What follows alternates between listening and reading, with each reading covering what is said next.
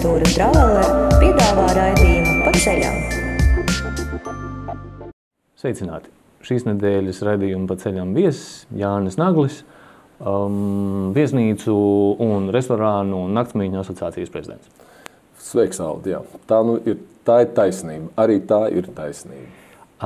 Viesnīcām visā pasaulē ir ļoti daudz dažādu vērtību skalu vai zvaigžņu sistēmu.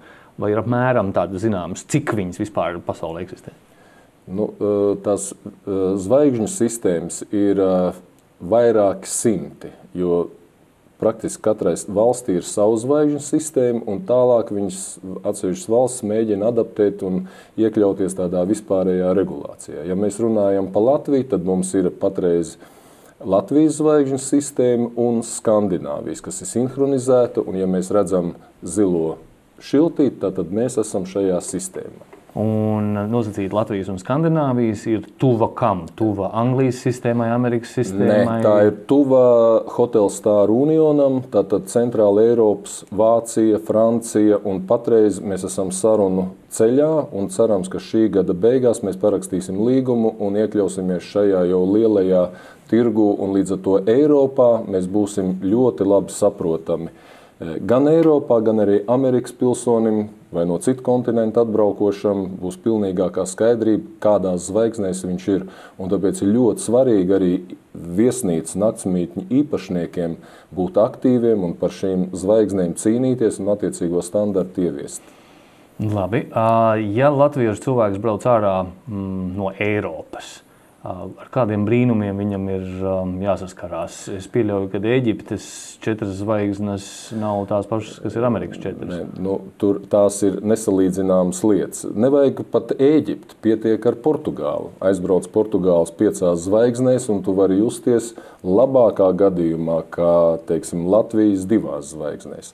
Jo tur tās estrelles liek ļoti brīvi, un mēs uz šādu te arī pārsteigumu ieradāmies, braucot uz Eiropas čempionātu futbolā. Arī 5 estrelles, un tad tāds mazs šoks. Es teiksim, kaut ko līdzīgu redzēju, braucot piedaloties sacensībās Parīzē, Dakārā, tur apmetoties Malī vai Burkina Faso kādā no šīm te valstīm, un tad stipri līdzīgs tās 5 zvaigznes ar Portugāļu 5 zvaigznēm. Un tas ir ļoti uzmanīgi jāskatās. Vēl šīs te Booking.comā vai Gulliverā vai Expedia, kur nu mēs gribam viņu norezervēt, vajag apstīties pēc kādas sistēmas tās zvaigznes ir salikts, lai nebūtu nepatīkams pārsteigums. Jāsaka godīgi, manā biznesā man klienti vispār nejautā, cik zvaigznes ir tajā viesnīcē. Viņš jautā, ko tu par viņu zini. Es tur personīgi esmu bijis, es esmu pārbaudījis, un tad tā vairs nav atšķirība. Tās ir 4, 5, 6 vai 7 zvaigznes. Dubajā esot arī 7 zvaigžņu. Es tur tās 7. zvaigzni varbūt tikai debesīs redzēju. Tur apskaties uz podu, attiecīgi būs zelta maliņa apkārt, un tā ir tā 7. zvaigzne. Bet, protams, ir ļoti svarīgi bez šīm zvaigznēm arī apskatīties atsauksmes. Un ir dažādi portāli, kas ļoti objektīvu informāciju nodrošina. Pat, teiksim, iesākumā pietiek, kad rezervē viesnīcu ar šo te Booking.com un palasīt mazas atsauksmītes, kas pa to viesnīci salikts, jo tur jau ļoti objektīvs tomēr šis novērtējums 7,5. Ja tev ir atzīme 7,5, tad var teikt, ka tā jau ir nepatīkam pārsteigumu nebūs.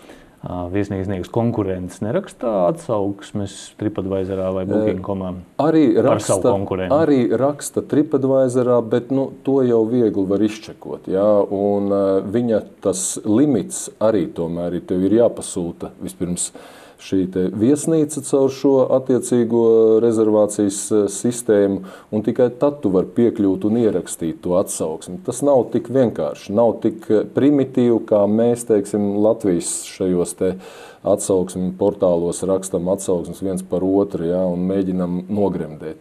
Un tā īstenībā tas ir ļoti slikts stils. Ar to ilgtermiņā tu vinnēt nevari. Protams. Meliem īsts kājas.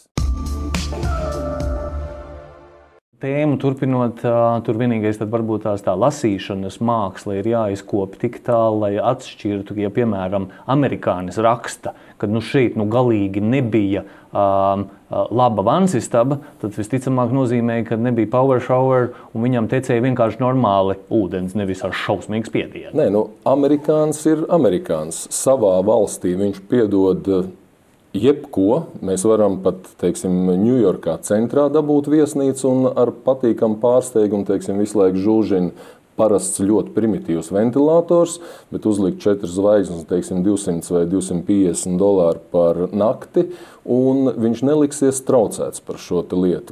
Nerunāsim par segas nomaiņu. Bet toties, ja viņš izbrauc ārpusē, viņš ir ļoti, ļoti stingrs un prasīgs klients. Krietni prasīgāks nekā viens otrs. Un it sevišķi, kas attiecās, teiksim, uz interneta lietām, tādām, tām ir jābūt, jo amerikāns sevi, tāds normāls amerikāns bez piekļuvas internetam un ātram internetam vai Wi-Fi savienojumiem, to viņš vienkārši nesaprot.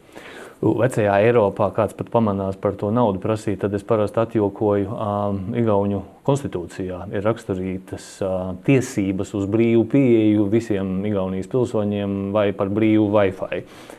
Cenu par to, laikam, modernās viesnīcās nedrīkstētu vairs ņemt. Jā un nē.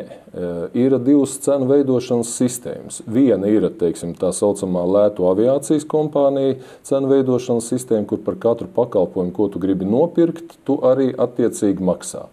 Un otrs ir, teiksim, universālais pasākums. Ja viesnīcas cena ir virs $150 par nakti, tad faktiski visām šīm ekstrām, pēdiņās ekstrām Wi-Fi jābūt iekļautām. Bet ja mēs aizbraucam uz to pašu Šveici, slēpošanā un gribam apmesties 3 zvaigznēs, mēs par katru nieku maksāsim. Tad gan autostāvvietas novietni, gan Wi-Fi, gan gribēsim, lai mums kafiju no rīta pienes, tad būs attiecīgs piecenojums un tu nekur tālu nedēsies. Neskatoties uz to, kad arī 3 zvaigžņu viesnīcā ar brokastīm tu maksās vismaz 100–110 eiro par numuriņu. Vai cena pret kvalitāti ir vispār kaut kāds izmērāms lielums šobrīd pasaules viesnīcu industrijā? Kurā vietā cenai vairs nav kvalitātes jēgas? Kur tas ir? 100, 200, 300 eiro? Tad ir arī vairākas pieejas. Viena ir izmērāmā pieeja pie viesnīcām, pie šīm te kvalitātēm ar tā saucamā caur Q sistēmu, kvalitātes sistēmu. Tur var būt atvasinājumi, bet, principā, teiksim, Eiropā viņi pazīstam ar Q zīmīti. Un līdz ar to mēs jau arī, ja tāda Q ir, vai viena zvaigznīte vai otra Q, tad jau ir zināms arī kvalitātes standarts, ko var izmērīt. Pārējais balstās uz sajūtām. Ja mēs runājam par tādu kvalitāti, kur jau spēlē kaut ko, tad viss, kas ir virs 150, 200, tad faktiski tur ir garantija. Uz apakšu mēs vienmēr atradīsim, teiksim, sīkums, kur ja tā var teikt, kur mēs varam elementāri atlaist savu dušu un pateikt, izteikties tajā žurnāliņā, kur ir atsauksmes rakstām. Un tāds tas ir, bet ļoti svarīga lieta ir tās kvalitātes būšanā, ir tīri personīgā attieksme. Kā tu viņus sagaidi, vai tu paeji pretī. Mēs, teiksim, varam vislepnākajā muižā sagaidīt to, kad stāv pie letes darbinieks un viņš jūtās karalis tajā vietā, lai gan varbūt pa dienu ienāk viens klients, kur viņam vajadzētu aiz letes aiziet prom un pavērt tās durvis, piepalīdzēt vai vismaz imitēt, ka tu piepalīdzi. Un ar to jau tu esi apbūris to klientu un viņu paņēmis savā varā un nākotnē viņš noteikti pie tevis atbrauks, jo ir bijusi personīga, individuāla attieksme pret šo te klientu. Un šī, diemžēl, ir tā lieta, kas mums, teiksim, ziemeļniekiem ļoti daudz pietrūkst. Mēs tomēr esam diezgan inerti un paslinki šajā te lietā. Pasmaidīt, paspērt soli, un galvenais, ka tas tiek atalgots arī ar pretī smaidu, tad jau C vitamīnu tu esi saņēmis pa brīvu, bet arī tā netīšām arī tai kešā ieslīd arī kāds eirīts vai kāds latiņš. Ieteicams pat bišķiņ vairāk. Un pat vairāk, jā. Kur ir tā robeža? Jo ir viesnīcas, kur par labu standarta numuru ir jāmaksā 400, 500, 700 un arī 1000 eiro. Par ko? Par sajūtu. Lielākā daļa tomēr tā ir sajūta. Tad vai nu tā būs brokastīs arfa dzīvā, ja, kas skanēs, un tu ej uz tām brokastīm, neskatoties uz to, ka varbūt pat pavirši desi sagriezt, bet toties arfa tev paņem. Un mēs, teiksim, šāds te moments, pārsteiguma moments, kur ir kaut vai Maskavā metropolē, aizies brokas, ir daudz ko pateikt, bet tā arfa un tā kundze, kas vienmēr no brokastīs, uzlaiž, nav daudz tādas vietas. Un tad ir arī tas pats individuālais piegājiens, kad tev ir formāti, kad tev ir livrejā tērpts džentlmenis, tu redzi, ka viņš visu mūžu tur ir nostrādājis, viņš tev cauri redz, un viss tavs vēlms nolasa no lūpām. Arī elementāra lieta tā, kas saistīta ar mūsu pašu tām tehnoloģijām, kurām ir jābūt tādā viesnīcā. Neskatoties uz to, ka televizors ir ledenieks noslēpts, paslēpts, tu viņu izņem ārā, bet tev toties ir forša pults, vienkārši, kas tev visu to izdara. Tev atrodas tas pats slēdzīts naktslampiņa tādā attālumā, ka tev tai gultā nevajag pakustēties un velties kaut kur, bet viss ir pārdomāts līdz detaļām. Un tās ir nevis lielās lietas, bet tās ir detaļas. Tur ir lieliskie luksi.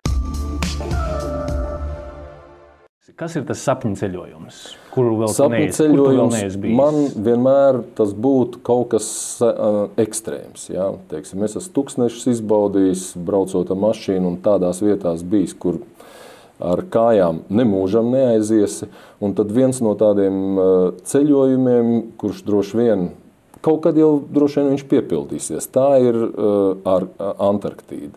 Tad mēģināt nokļūt, iespējams, ka tā dēļ būtu vērts arī iemācīties profesionālāk nirt, jo man ir draugi bijuši un kaut ko tādu izbaudījuši pie tiem pašiem pingvīniem, pie tās pašas piebraukšanas, pie tiem pašiem aizbergiem, un tas ir kaut kas netverams, kad tu esi viens visumā un skarbumā tajā. Tā ir tā lietiņa, ko es labprāt izbaudītu. Paldies Jānim Naglim un mīļie skatītāji, tiksimies Antarktīdā kopā ar The Traveler vai ar Jāni Nagli, jo Antarktīda ir tas kontinents, kur lielākā daļa no jums vēl arvien nav bijusi. Paldies! Paldies! Ceļojuma aģentūra Traveler piedāvā raidījumu Pa ceļam.